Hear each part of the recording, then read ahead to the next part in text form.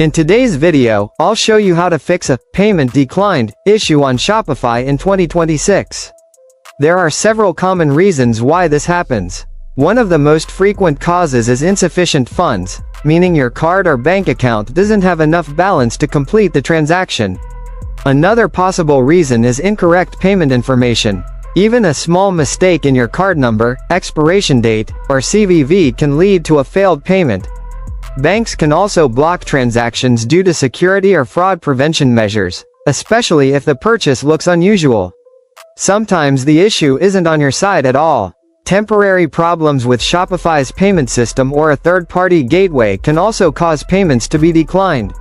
Additionally, using an expired or inactive card will automatically result in a failed transaction. To fix the problem, start by carefully checking your payment details and making sure you have enough funds available. You can also try using a different payment method or contact your bank to confirm there are no restrictions. If the issue continues, reaching out to Shopify support can help resolve it. If you found this video useful, don't forget to like and subscribe. Thanks for watching.